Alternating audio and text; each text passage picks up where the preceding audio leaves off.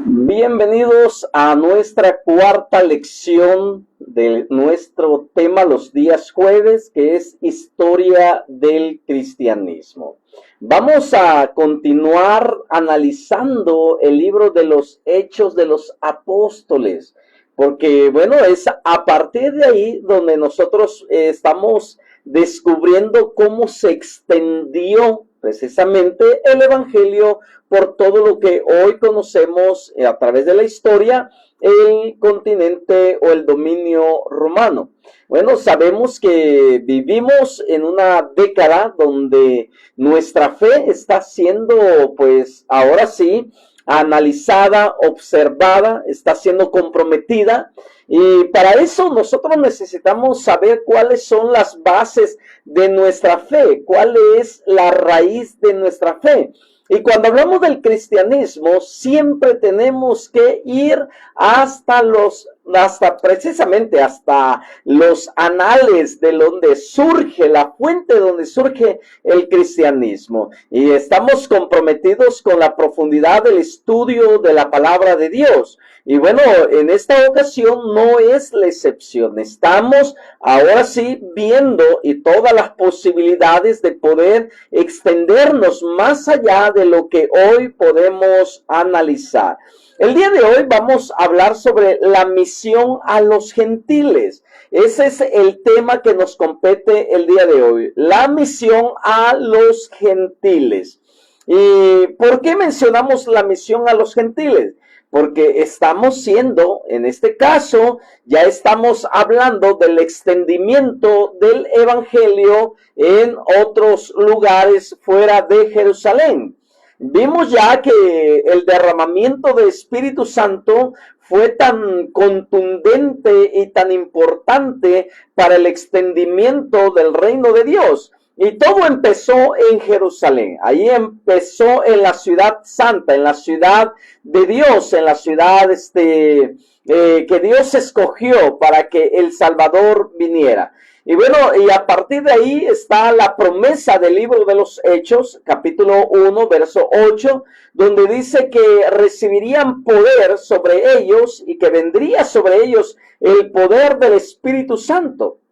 Y cuando ellos recibieran el poder del Espíritu Santo, serían testigos. ¿A quiénes?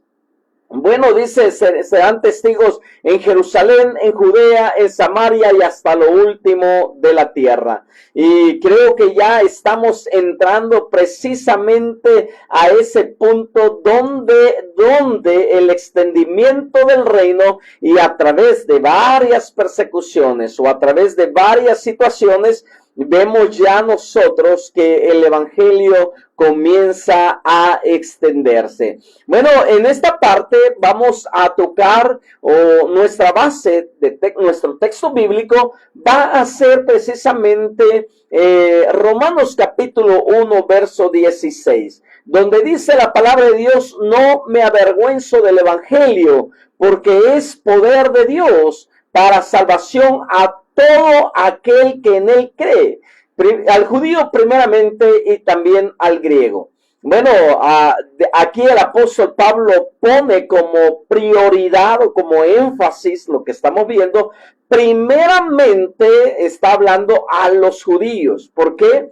Porque se cumple lo que está en el evangelio. Juan tiene en consideración o tiene en mente lo que Jesús les dijo a sus discípulos, que deberían empezar en Jerusalén. Bueno, a los suyos vino. Eso es la palabra que debemos de tener presente cuando Pablo dice al judío primeramente. Es a ellos a los que entraron, a los que llegaron. Es ahí donde nació Jesús y es ahí donde el evangelio comienza a proclamarse. Y bueno, ya en segundo lugar dice también al griego. Bueno, en aquel entonces estamos hablando de que había la cultura judía y la cultura griega eran las más fuertes que habían, aunque, ojo, esto es importante que lo tengamos presente.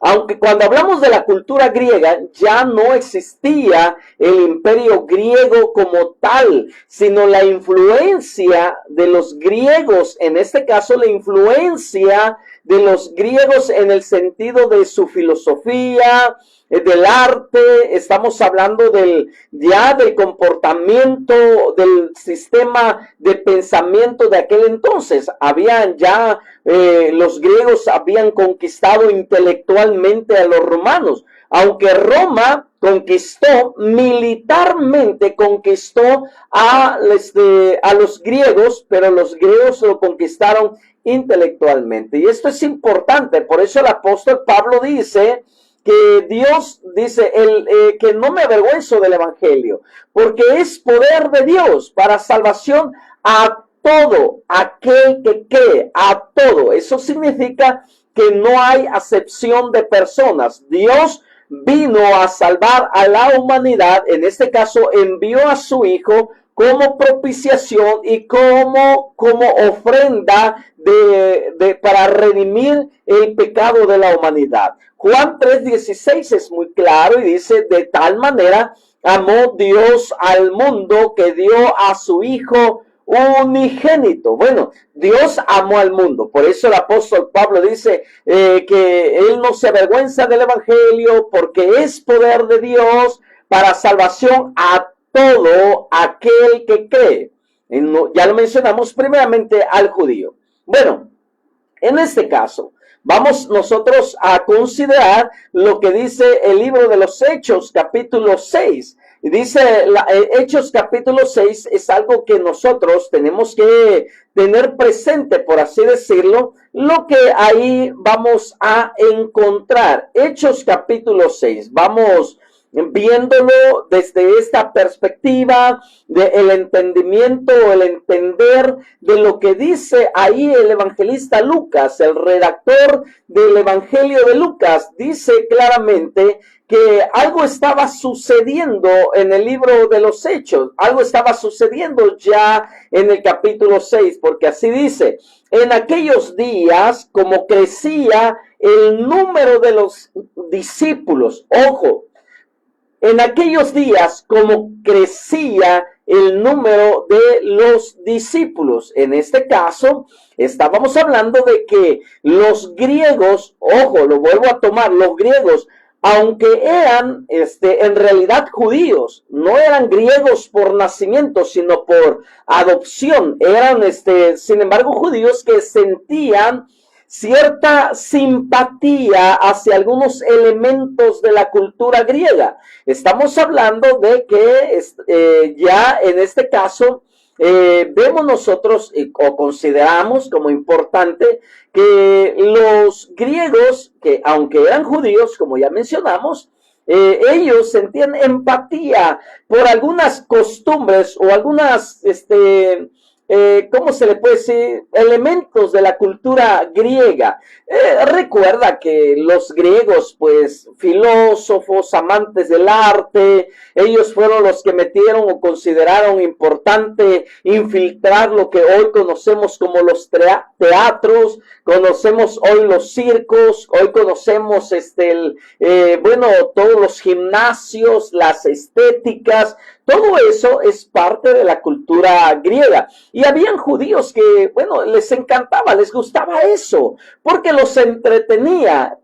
El apóstol Pablo exhortó a su hijo Timoteo diciéndole, Timoteo, el ejercicio corporal para poco es provechoso. El ejercicio corporal para poco es provechoso. ¿Por qué? Porque lo que hoy conocemos como los gimnasios, hoy como lo que conocemos como esos centros de entrenamiento, ya desde la cultura griega. Y bueno, pues los griegos fisiculturistas, ellos se sentían, pues atraídos por eso los judíos. Por eso mencionamos que en el libro de los Hechos, capítulo 6, dice de esta manera, como crecía el número de los discípulos, hubo murmuración de los griegos. Ahí está. Los griegos no eran griegos por la cuestión de nacimiento, sino que eran griegos por la cuestión de que adoptaron estaban muy apegados a los elementos de la cultura griega. Bueno, puesto que fue contra estos cristianos que primero se desató la persecución. Estos cristianos, los griegos, fueron contra ellos contra ellos que se desata la persecución de la iglesia en Jerusalén. Fueron ellos los primeros que se esparcieron por otras ciudades y fueron por tanto a ellos, más bien dicho, que se debió la llegada del mensaje del cristianismo a otros lugares. Entonces, cuando comenzó la persecución, cuando comenzó ahora sí el ataque contra el nuevo movimiento que era el cristianismo, aunque no se le conoce como cristianos hasta mucho tiempo después, fue contra este pequeño grupo conocido como los griegos, que ellos comenzaron a ser atacados, comenzaron a ser perseguidos y ellos se comenzaron a esparcir, a salir fuera. ¿Y por qué? Porque ellos se sintieron amenazados. Número uno, porque ellos consideraban importante algunos elementos de la cultura griega. Judíos que amaban algunos elementos de la cultura griega.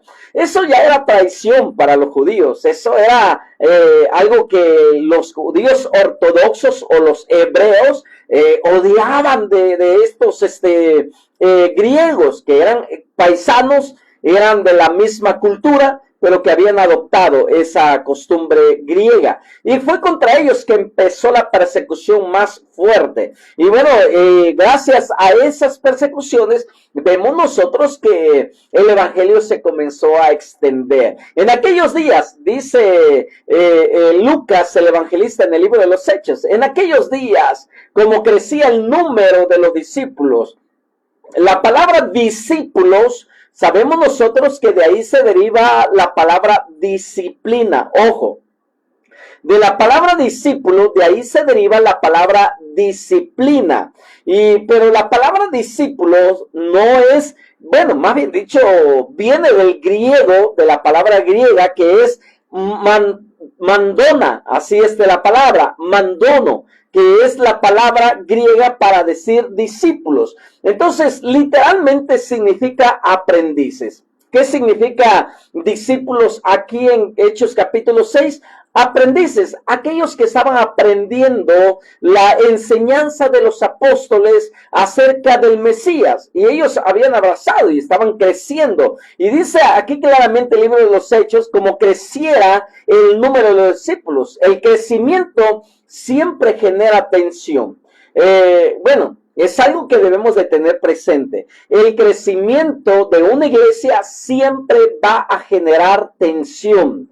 ¿Por qué? Porque se requiere de más manos, se requiere de más personas que puedan apoyar al pastor o al líder de la iglesia para mantener y sostener el crecimiento. Bueno, en este caso nosotros tenemos que considerar lo que ya mencionamos en clases pasadas.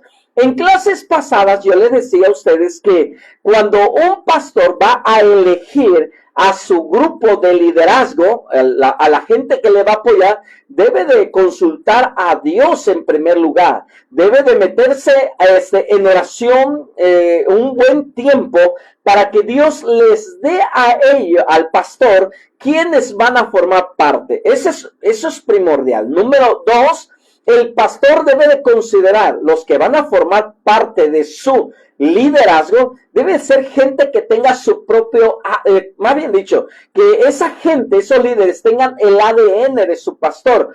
¿Qué significa eso? Que tengan precisamente, número uno, que tengan la misma visión, el mismo sentir, la misma forma de pensar, la misma forma de trabajar, que la gente que los va a rodear para impulsar el crecimiento de la iglesia piensen como el pastor piensa, actúen como el pastor actúa, tengan la misma visión, porque si una persona, un líder dentro de ellos, no tiene la misma visión que su pastor, ojo con lo que voy a decir en esta hora, si alguien no tiene la misma visión que su pastor, eso se llama división.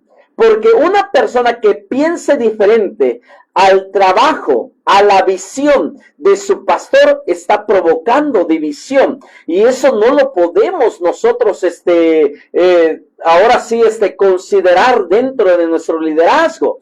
¿Por qué? Porque si de por sí el crecimiento de la iglesia provoca tensión mental, tensión física, porque ahora requerimos más inversión, tanto de finanzas como de tiempo. Imagínate que alguien no esté empujando la carreta en la misma dirección que su pastor, que esa persona sea la que esté deteniendo el crecimiento. Y hay algo que debemos de tener presente, es que el diablo no le gusta que las iglesias crezcan. Por eso el enemigo ha inyectado una filosofía falsa dentro de las iglesias. ¿Qué dicen los pastores? Es que Dios no quiere cantidad, Él quiere calidad. Pues tengamos cuidado, Dios quiere cantidad, pero también quiere calidad en lo que estamos haciendo. Él no está peleado con la cantidad, Él lo que está peleado es con la mediocridad.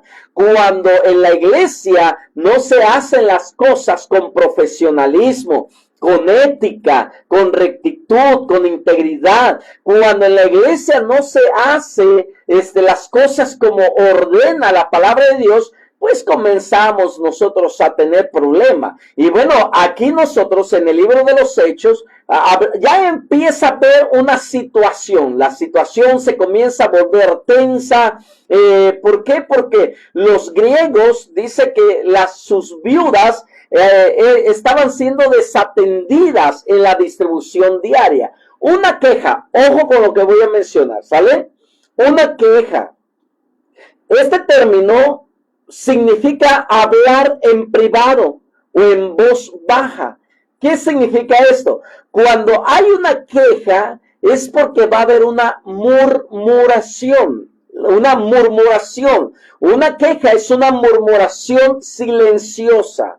¿Y cuál es la clave para distinguir una murmuración? Cuando esa persona te dice, pero no se lo digas a nadie.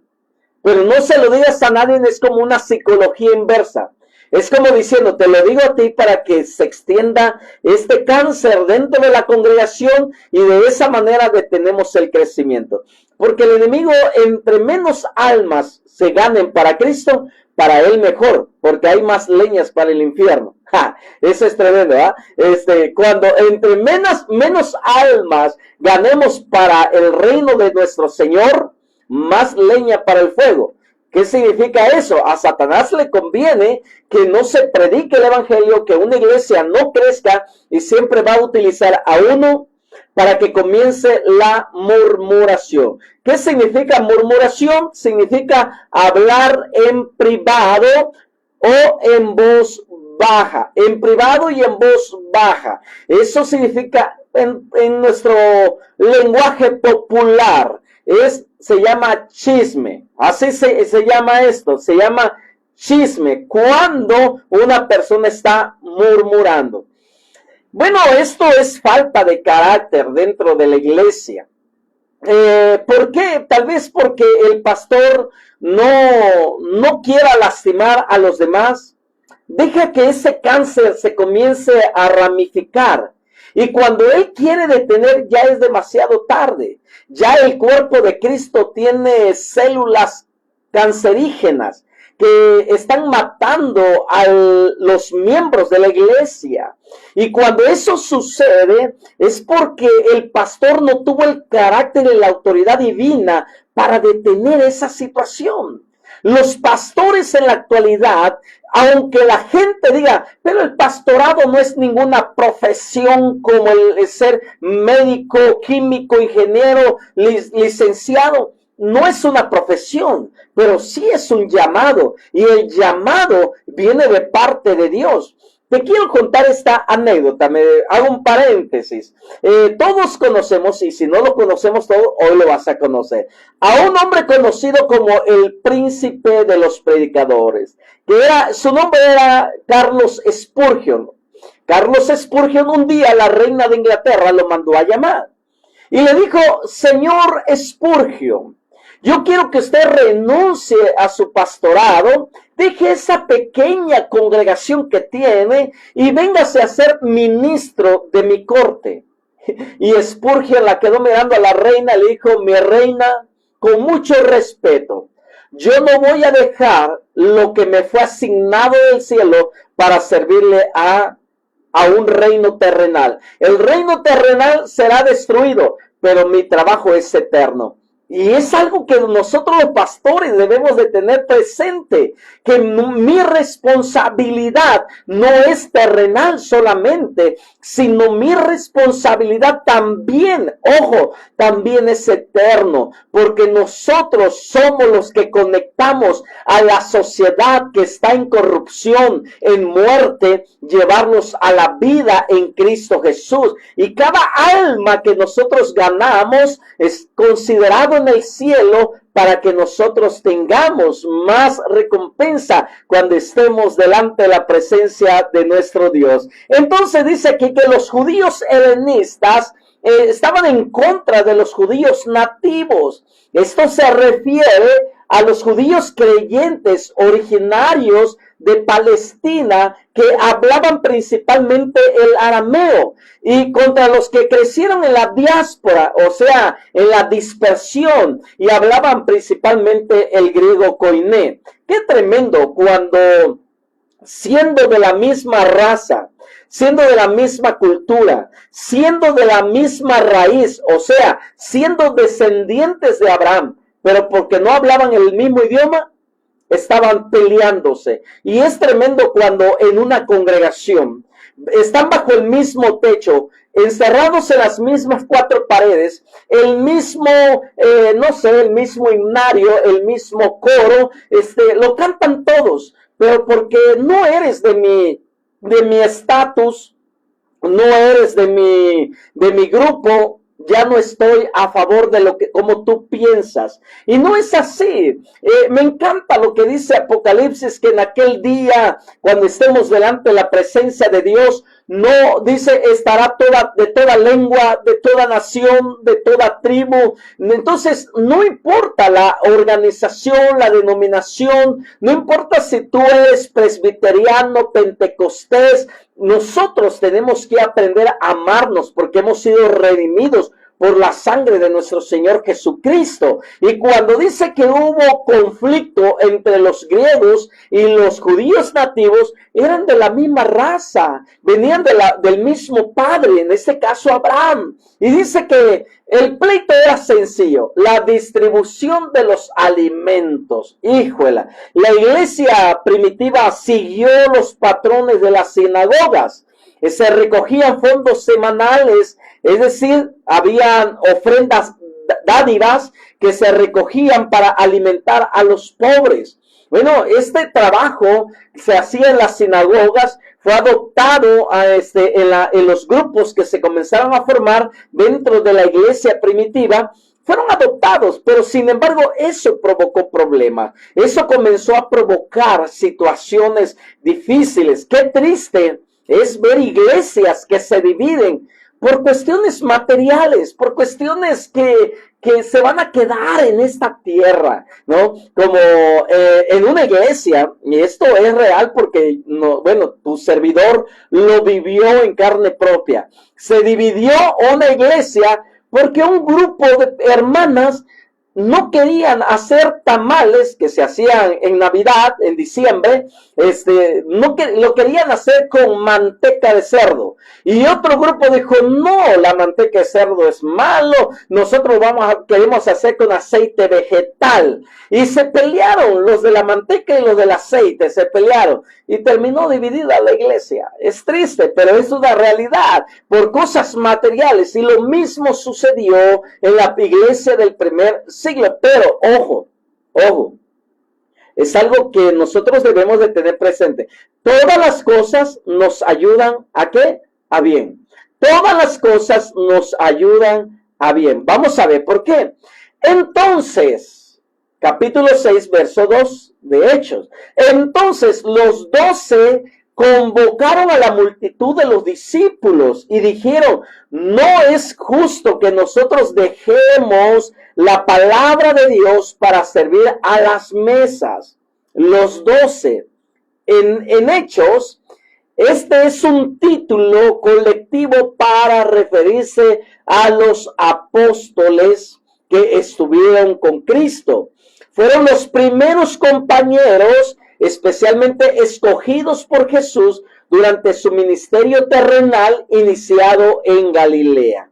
Entonces, cuando dice los 12, son aquellos que empezaron el ministerio del Mesías en Galilea. A ellos se refieren los 12. Bueno, estos 12 ya no estaba Judas. Recuerden eso. Ya no estaba Judas. Ya Judas había sido, bueno, se había ahorcado. Había muerto por ahorcamiento. Y bueno, Judas ya no estaba, ya habían elegido a otro llamado Matatías, que también había iniciado con Jesús, pero Jesús no lo escogió hasta después que los discípulos echaron suerte y cayó sobre él. Y bueno, fue algo increíble esa parte de la historia. Pero dice que estos 12 convocaron a la congregación de los discípulos. No se sabe a ciencia exacta lo que esto quiere expresar, dado que la iglesia contaba con varios miles de personas. Miles de personas, porque la primera predicación del apóstol Pedro, ¿cuántos se convirtieron? 3,000, ¿te acuerdas? 3,000. De iniciar 120 a llegar a ser 3,000. Hoy en día, algún pastor con una mentalidad media diría, si no puedo con 60, ¿tú crees que voy a poder con 3,000? Bueno, por eso Jesús mismo dijo que Dios nos da conforme a nuestra capacidad. Entonces, si yo tengo la capacidad, número 1, de administración, número 2, de relaciones humanas, si yo tengo la capacidad de formar líderes, Dios te puede dar una iglesia muy grande, una iglesia que pueda explotar en crecimiento. Pero ¿qué dice aquí? Bueno, quiere decir que la iglesia contaba varios miles de personas. A estas alturas, 3,000 personas se convirtieron al Mesías en la primera predicación de Pedro, y en la segunda predicación se convirtieron más de 5,000 personas. Ya era una buena cantidad de gente en la iglesia del primer siglo. Entonces, eso provocó tensión, y aparte, ellos eran judíos. Ojo, ellos eran judíos. Ellos traían las costumbres de la sinagoga, donde se hacía una recolecta, lo que hoy nosotros llamamos ofrendas. Ellos le llamaban colectas de dádiva. Ellos daban dadivosamente de lo que tenían. Ellos daban parte de sus propiedades para que las viudas, los huérfanos, las personas necesitadas fueran suplidas sus necesidades. Entonces, ellos tenían esa costumbre de darle el pan al alimento. Hoy podríamos llamarle, ¿cómo le podríamos llamar? La canasta del buen samaritano, comedor comunitario, no sé cómo le quisieras llamar a un proyecto a esa dimensión. Pero ellos tenían un proyecto para llevarle alimento a las viudas, a los huérfanos, a los necesitados. Y como siempre, ¿no? Siempre sale alguien por ahí queriendo acaparar, queriendo tener todo. Y en este caso, pues los griegos fueron los primeros que se quejaron. Ellos fueron los primeros que pusieron el grito en el cielo diciendo, ¡Ey! Ustedes tienen más privilegio para las viudas judías que para nosotros, nuestras viudas, la viuda de los griegos. Entonces los discípulos dijeron, a ver, tenemos que solucionar este problema, tenemos que solucionar esta situación. Nosotros ya no podemos continuar sirviendo a la mesa. Y en ningún caso, en ninguna casa o negocio eran lo suficientemente grandes para dar cabida a este tipo de encuentros, en cuestiones de alimentación, de programas, de suplementos alimenticios a la comunidad. No podían ellos mantener eso. Entonces los discípulos eran 12 y ellos tenían que atender a las 3,000 personas. Y comenzaron a ver que era insuficiente las manos para poderlo hacer. Y ellos convocaron a junta, convocaron a una reunión para tratar ese asunto. ¿Qué vamos a hacer? El pastor no es el mil usos cristiano, no es el mil usos, el que recoge la ofrenda, el que canta la alabanza, el que ministra, el que predica, el que enseña. No, el pastor debe de tener la capacidad para entrenar a otras personas para poder dedicarse a lo que fue llamado. ¿A qué fue llamado el pastor? Bueno, el pastor fue llamado a predicar la palabra, a estar en la presencia de Dios y predicar la palabra. Y bueno, sí, tratar asuntos de suma importancia, pero para eso forma su grupo de líderes, para que sus líderes, como le dijo Jetro a Moisés, tú encárgate de los asuntos más urgentes e importantes del pueblo, mientras los otros príncipes, dice, del pueblo, se encarguen de los asuntos más pequeños. No que el pastor es el único que va a los funerales. El pastor es el único que oficia una boda. El pastor es el único que bautiza. El pastor es el que da la Santa Cena. El pastor es el que recoge las ofrendas. El pastor es el que ora por las ofrendas. El pastor, y todo el tiempo es el pastor. ¿Y dónde está su cuerpo de liderazgo? Mientras el cuerpo de liderazgo solamente está, en algunos casos, para criticar, para señalar. No, el pastor no está haciendo bien las cosas. Pues que lo hagan ellos. Para eso están, para eso fueron escogidos, para que ellos sirvan a las mesas y el pastor se dedique al llamado que le fue hecho, a ministrar la palabra de Dios. Sí, estamos aquí. Hubo esa necesidad entre los discípulos en aquel entonces. Y los discípulos, ¿qué dijeron? No es conveniente que nosotros descuidemos la palabra de Dios para servir las mesas. Ay, se me olvidó esta parte, ¿no? El pastor el pastor puede venir al hospital. Ahora el pastor va al hospital, el pastor va a las casas, el pastor está en todos lados. Por eso es el mil usos del ministerio, porque el pastor es el único. Bueno, también hay pastores que la verdad que se pasan, les gusta tener el control, les gusta manejar todo, y también ellos han cometido errores. En vez de confiar y delegar algunos asuntos a sus líderes, no, ellos quieren tener el control. No, por eso los pastores una vez a la semana deben de tener reuniones con sus líderes para que el pastor ministre a sus líderes y le informen de todo el asunto de la semana a su pastor, y el pastor va a estar enterado de perengano, de fulano, de sutano, de todo mundo. El pastor va a saber, y la gente va a decir, ¿y cómo sabe el pastor mi asunto si ni me visita? Pues claro que no te va a visitar, pero tiene extensiones, tiene manos, tiene pies en su liderazgo, que ellos son los que ministran, pero vienen y le informan al pastor. Eso es trabajar en equipo. ¿Qué sucedió con los apóstoles? No es conveniente, dijeron los discípulos, ¿no? No se trata de un término despectivo para el servicio. Ojo, no estoy minimizando que, por ejemplo, los sacramentos, que es la Santa Cena, el bautismo, las bodas. No estoy minimizando el trabajo, pero para eso el pastor debe de preparar a sus líderes para que ellos hagan ese tipo de trabajo. No que el pastor ahora anda enfermo porque anda en todos lados, menos donde debe de estar, en la presencia de Dios.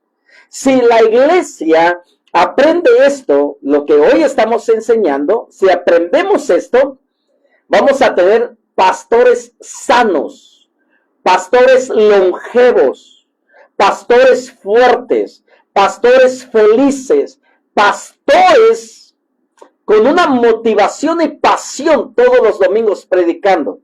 Pero el pastor llega cansado, desmotivado, viéndole la cara a los mismos cada domingo.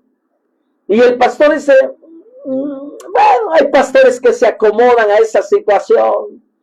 pero bueno, será que yo no me gusta el conformismo, me gustaría abarcar más todavía, pero para eso necesitamos manos, necesitamos personas, necesitamos líderes que amen la obra como nosotros lo amamos. Y cuando hablo de que el pastor debe de delegar, ojo, cuando hablo que el pastor debe delegarle a sus líderes, que les dé la oportunidad. Tú eres la autoridad de la iglesia,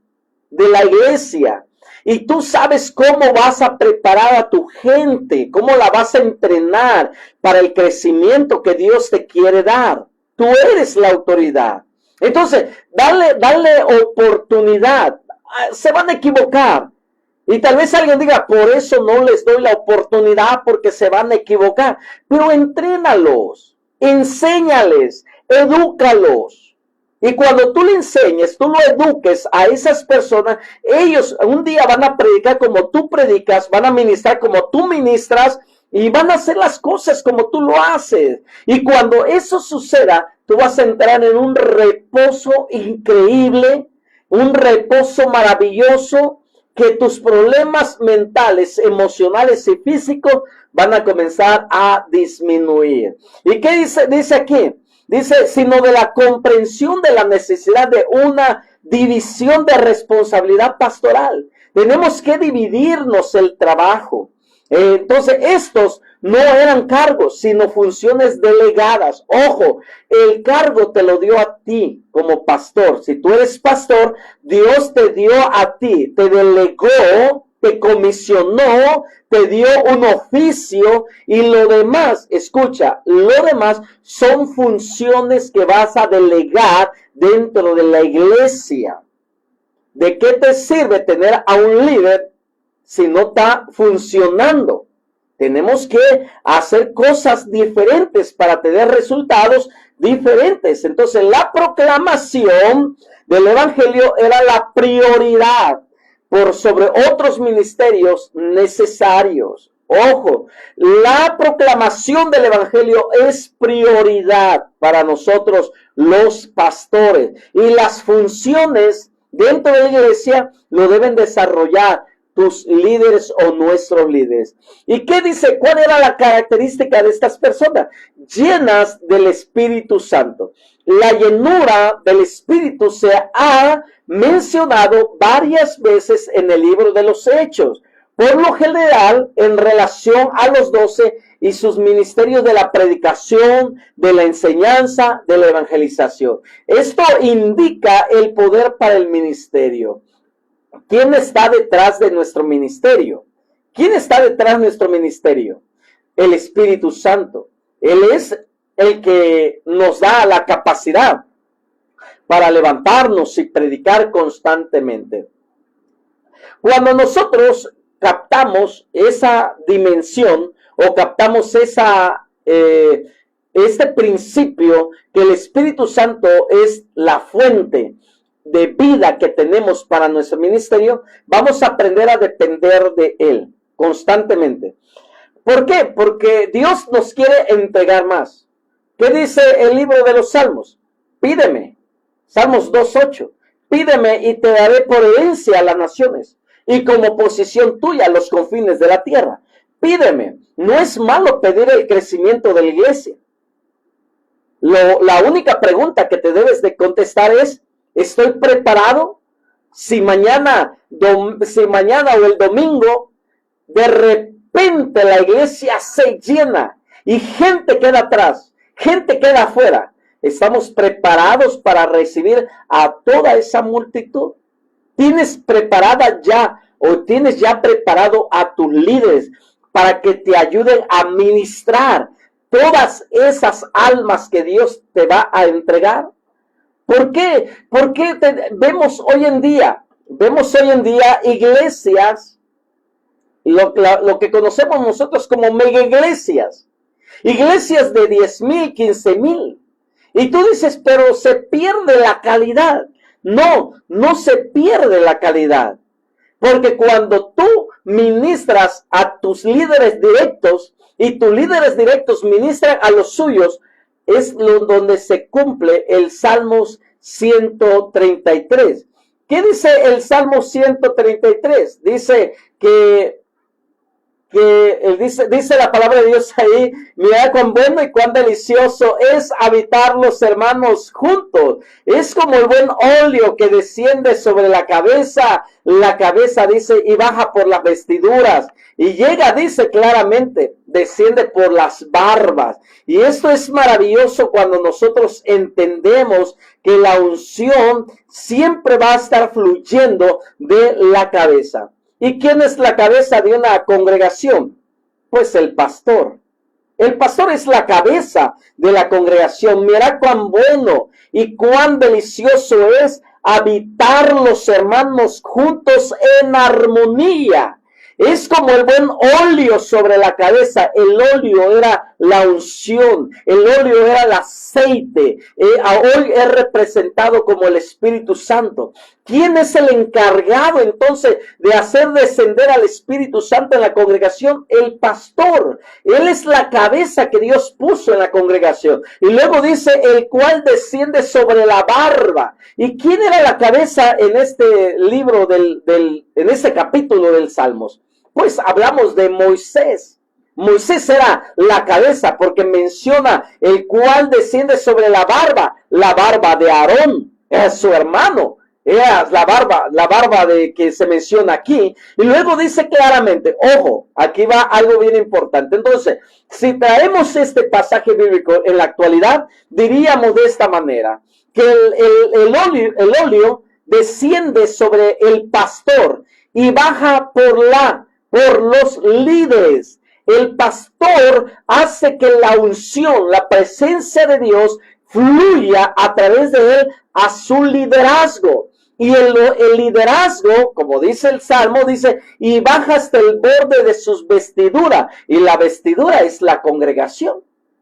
¿Sí? Entonces, ¿qué hace la unción? El pastor, que es la cabeza, ahí desciende la presencia de Dios. Y esa presencia tiene que bajar al liderazgo. Y del liderazgo tiene que bajar a toda la congregación. ¿Dónde se pierde la calidad?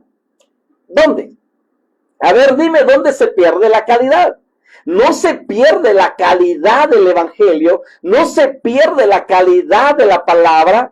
¿Por qué? Porque mientras la cabeza esté conectada con la fuente de la vida, que es el Espíritu Santo, ojo, mientras él esté conectado, entonces va a estar fluyendo la vida divina, la vida del Espíritu, va a estar fluyendo a través del liderazgo a toda la congregación.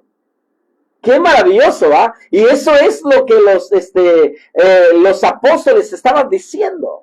No podemos nosotros descuidar la administración. Aquí, la administración vertical, mi relación con Dios, no lo puedo descuidar. Porque si yo descuido mi relación aquí con Dios, mi relación aquí se va a perder, va a estar mal. Mi relación con mis líderes, mi relación con la congregación se va a destruir.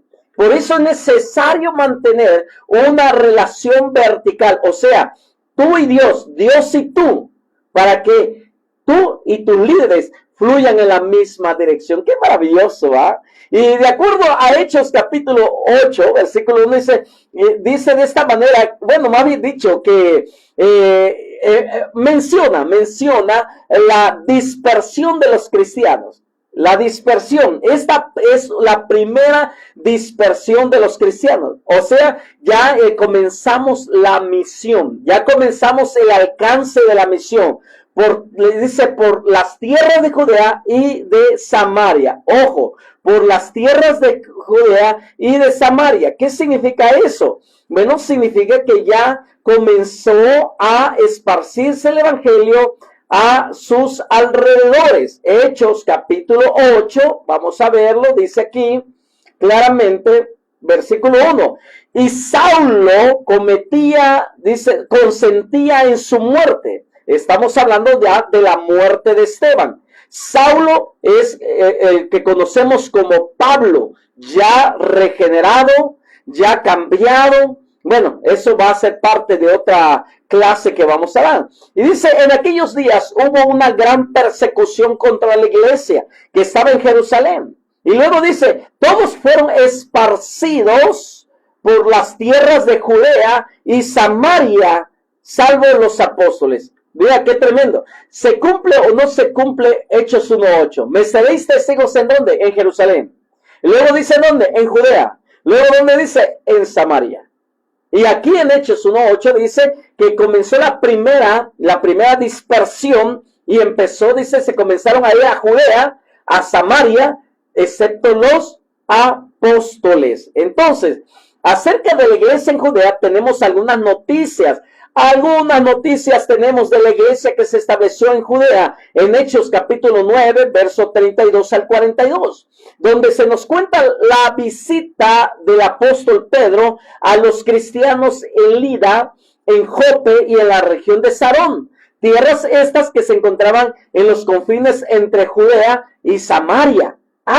Ya comienza la dispersión del evangelio, pero Dios tuvo que sacar de la zona de confort a los primeros cristianos que estaban en Jerusalén, porque ellos no querían salir de Jerusalén. Ellos estaban en su zona de confort, ellos querían, pero la orden no era quedarse en Jerusalén, la orden era ir a Judea, a Samaria y hasta lo último de la tierra. Eso era la orden, la gran comisión, pero ellos no. Entonces, ¿qué tuvo que hacer Dios? Permitir la muerte de Esteban para que estos comenzaran a salir, comenzaran a viajar. ¿A dónde viajaron? A Lidia, a Jope, a la región de Sarón, que estas regiones o estas tierras estaban entre los confines entre Judea y Samaria. Sobre la iglesia en Samaria, ojo, sobre la iglesia en Samaria, se menciona en Hechos capítulo 8, versículo 4 al 25, y da testimonio de la obra de Felipe, la conversión de Simón el Mago y la visita de Pedro y de Juan a la iglesia de Samaria. Como dato curioso, ¿quién fue el primer evangelista que llevó el evangelio a la ciudad de Samaria? Tal vez ahorita tú digas, pues Felipe, porque lo acabas de escuchar. Bueno, acuérdate de algo, que Jesús pasó por Samaria y había un pozo y ahí Jesús se sentó. Y una mujer samaritana, ¿te acuerdas de la historia? Llegó y conversó con Jesús hasta que sus ojos se abrieron y la mujer samaritana reconoció que el que estaba pidiéndole agua no era cualquier persona, era el mismo Mesías. Y salió corriendo y fue y comenzó a regar la noticia que el Mesías había llegado. ¡Qué maravilloso! Entonces, no fue Felipe el que llevó el evangelio a Samaria. Fue una mujer etiquetada de haber tenido 5 maridos, y que todos los maridos, yo no sé qué le había pasado, pero el que tenía no era tampoco su marido, como que no tenía buena fama esta mujercita.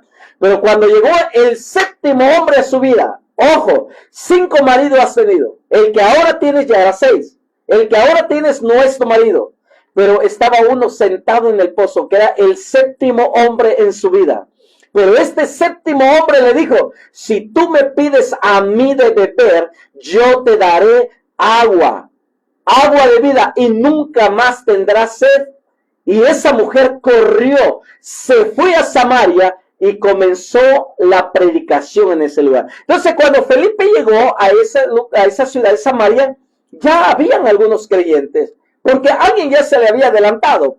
Pronto la fe comenzó a extenderse más allá de los límites del judaísmo. Ojo, comenzó a salirse de los límites del judaísmo, porque Samaria, aunque eran judíos, no se llevaban. Eran hermanos los samaritanos y los judíos, pero había división entre ellos. Ya el evangelio salió de los contornos de Jerusalén, el evangelio salió de los contornos de Judea, atraviesa la frontera y va a Samaria y comienza a salir del control del judaísmo. Ahora, por la obra de Felipe, se convirtió Simón el mago. Y acuérdate del eunuco, el etíope. Hechos no nos dice claramente si alguna de estas personas eran gentiles. Y por tanto, cualquier conjetura en ese sentido resultaría una aventurada idea solamente. Aquel etíope pues iba leyendo una parte del libro del profeta Isaías. Y cuando Felipe se le acercó y le dice, ¿entiendes lo que estás leyendo? Y le dijo, ¿cómo voy a entender si nadie me explica? Y bueno, era Isaías capítulo 53 acerca del siervo sufriente. Y Felipe le explicó, le dio una hermenéutica, una interpretación a ese rollo que llevaba el etíope, que el etíope le dijo, a ver, paren los carros aquí. ¿Qué me impide para ser bautizado? Y ese etíope viajó hasta su país y llevó el evangelio. Llegó a otras partes. ¿Por qué? Por boca de otros hombres que ya no eran apóstoles, ya no eran discípulos, ya no eran los diáconos. Ahora era gente que había tenido un encuentro con el Mesías. ¡Qué maravilloso! Pero ya en el capítulo 10 del libro de los Hechos aparece el episodio de Pedro y Cornelio, en el que Pedro, tras recibir una visión que le ordenaba hacerlo, bautiza al gentil Cornelio y a muchos que habían sido reunidos en esa campaña que Cornelio mandó a traer a todos los suyos. Y bueno, ahí Pedro aprovechó. Pero Pedro era racista, Pedro era judío duro. Pedro, Dios tuvo que tratar con él. En una visión le muestra un manto que desciende y en el manto, pues tú sabes la historia, venían animales inmundos y se escucha una voz en la visión y le dice, Pedro, mata y come. Y Pedro dice, pero ¿cómo voy a hacer eso? Nunca he comido cosa inmunda. Bueno, es que no se estaba refiriendo al alimento de manera literal, sino de llevar el alimento a otras culturas, llevar el alimento del evangelio a otras personas. Y es ahí donde nosotros podemos ver que Dios rompió el sistema racista del apóstol Pedro. ¿Sí? Aunque Pedro siempre tuvo sus conflictos ahí, ¿no? Pero sin embargo, ahí Dios trató con él y predicó con Cornelio. Dice que no terminó de predicar cuando el Espíritu Santo descendió sobre aquel grupo de personas. Es que el Espíritu Santo está en la obra misionera. El Espíritu Santo está en el corazón de la iglesia. Y es algo que nosotros debemos de tener presente. Ante esta explicación, los de Jerusalén, pues glorificaron a Dios diciendo, de manera que también a los gentiles ha dado Dios arrepentimiento de vida. Bueno, una exclamación, un asombro, era algo wow. También a los gentiles se les dio la oportunidad de recibir la salvación. Pues claro. Cuando dice de tal manera amó Dios al mundo, la palabra mundo es cosmo, es la parte redonda del globo terráqueo y todos los habitantes que habitamos en esta tierra, a ellos es invitado el evangelio, a ellos es predicado el evangelio. Se cumple el Salmos capítulo 24 que dice, de Jehová es la tierra y su plenitud, el mundo y los que en él habitan, porque él la fundó.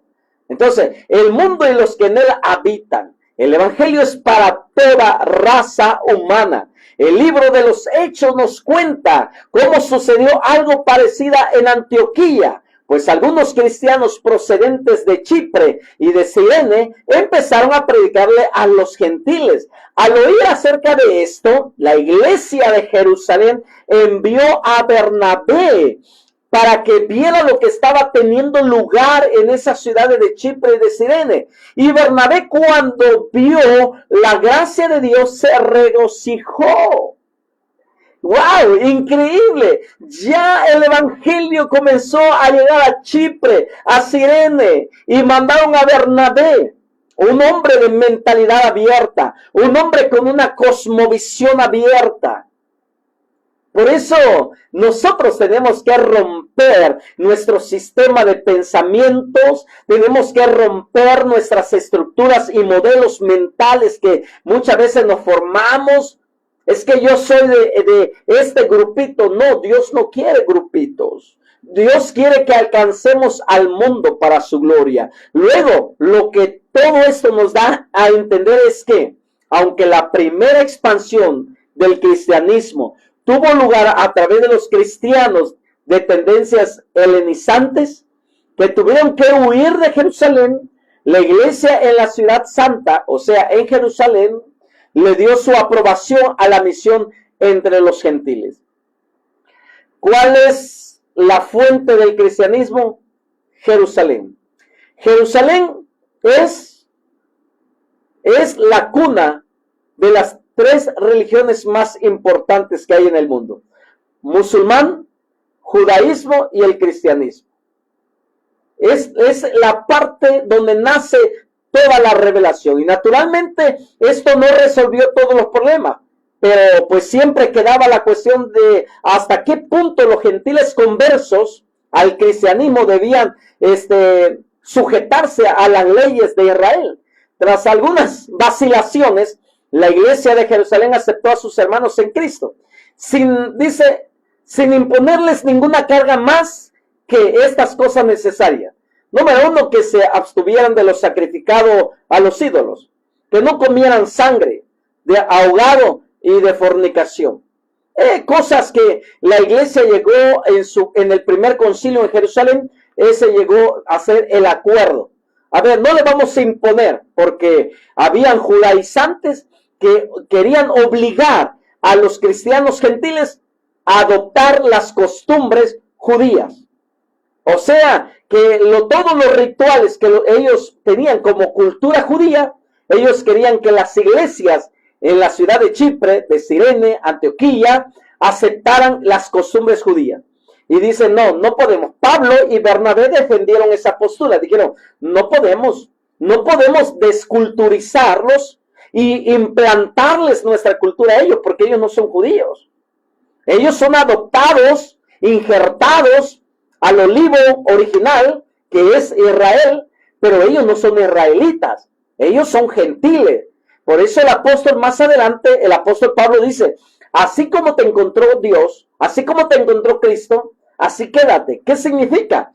Bueno, significa, si el Mesías te alcanzó siendo judío, no cambies para ser gentil.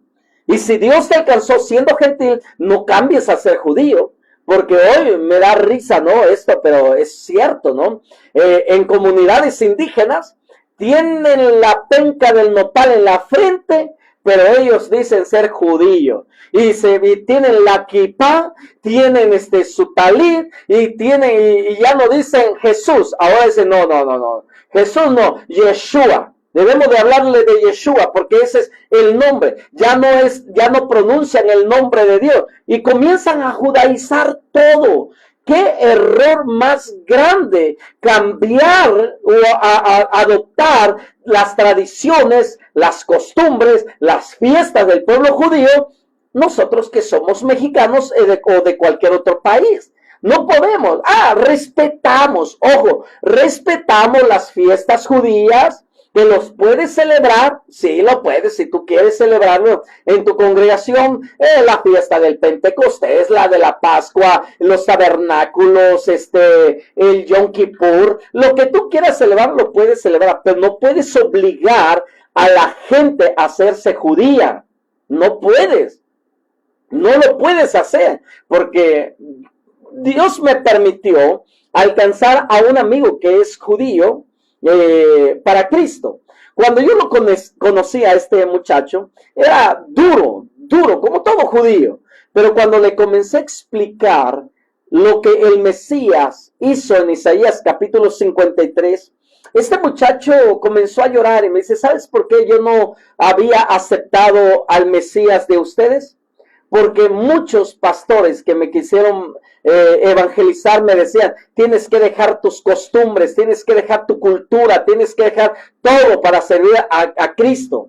Y yo le dije, no, eso no es correcto. Tú no puedes dejar tu cultura, tú no puedes dejar tus tradiciones, tú no puedes abandonar todo eso solamente para recibir a Cristo. Si Cristo es judío, si Cristo es israelita, como tú siendo israelita tienes que dejar a tu nación para convertirte en gentil, no lo puedes hacer. Este muchacho lloraba y me decía, yo quiero aceptar a ese Mesías que tú me estás predicando. Es que nosotros que somos considerados una nación gentil para los judíos, yo no me puedo convertir en judío solamente por practicar ciertas tradiciones o fiestas que ellos tienen. Conozco la lengua hebrea, conozco los originales, conozco todo lo que representa las tradiciones y las culturas judías, pero yo no soy judío, yo soy mexicano. Es más, soy chiapaneco, a toda honra.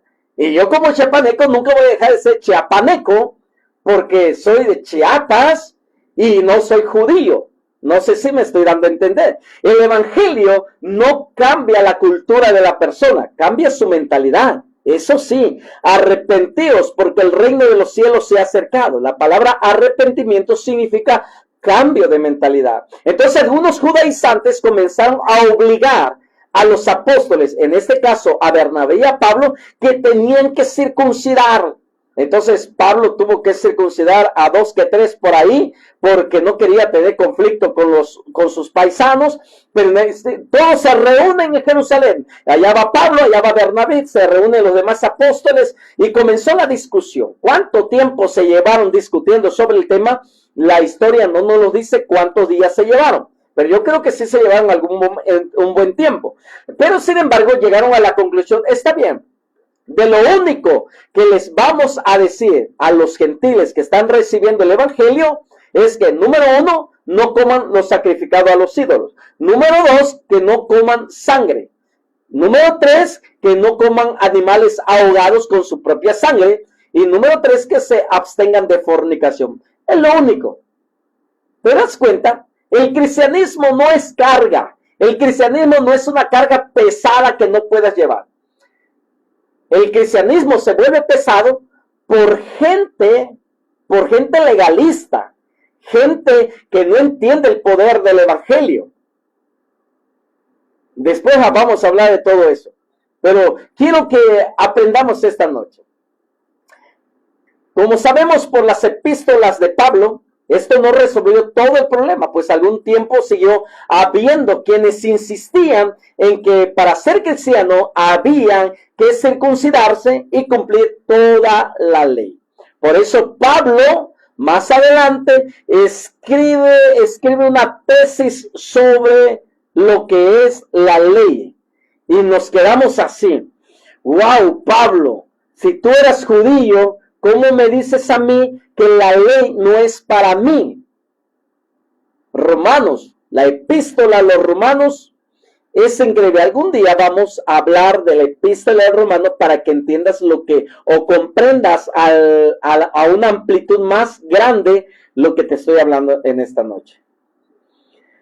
La ley es para los judíos. Tal vez tú digas, pero ¿a qué ley se está refiriendo?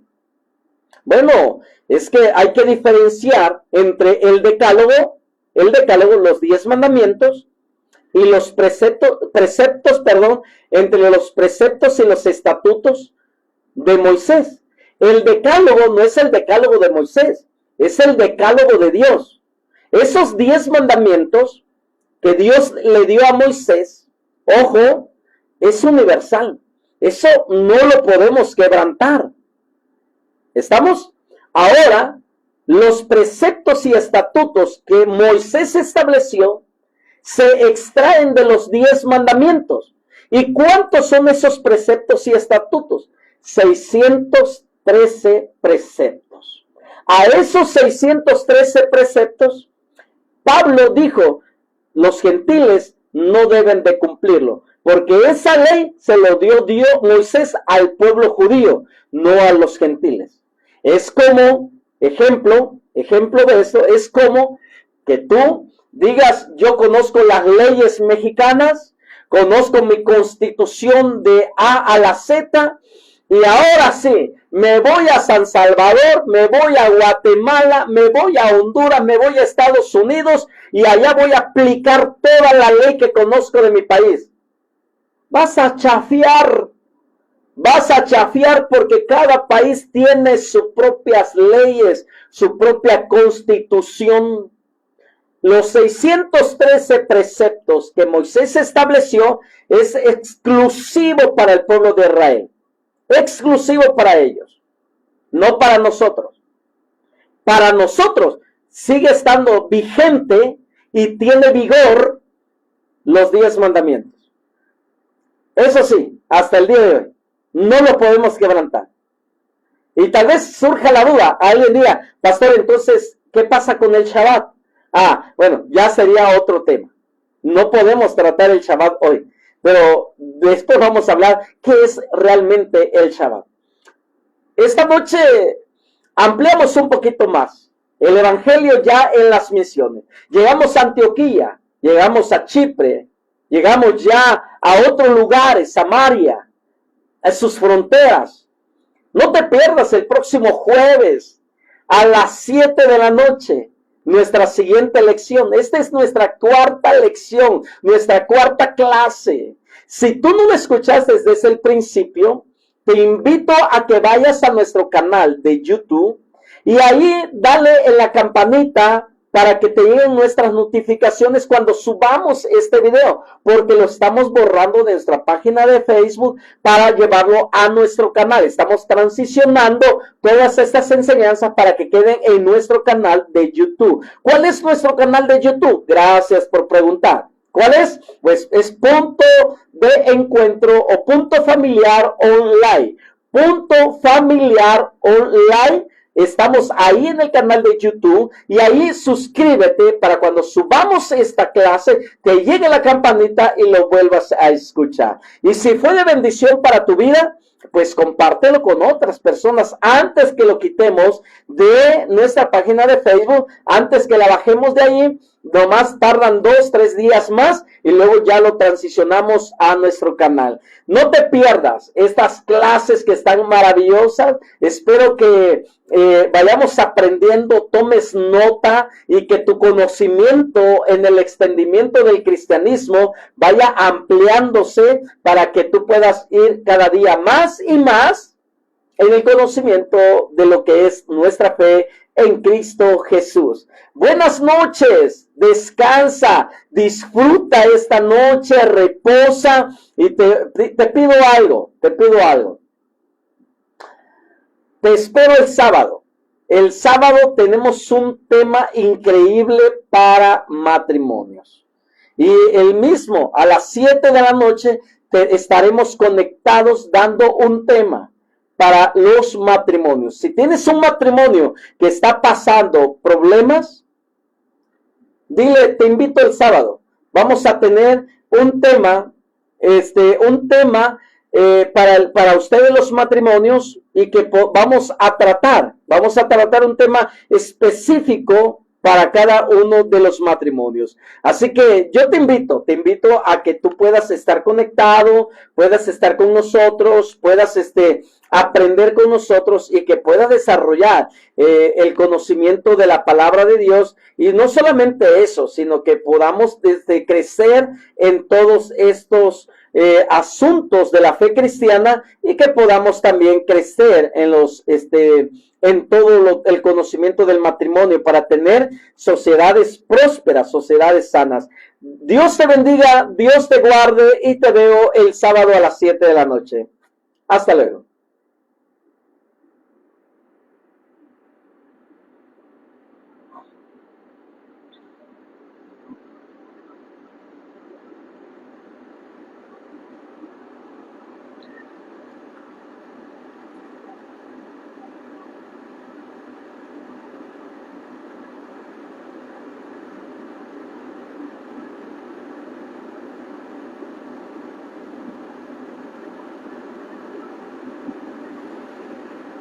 Ya, no.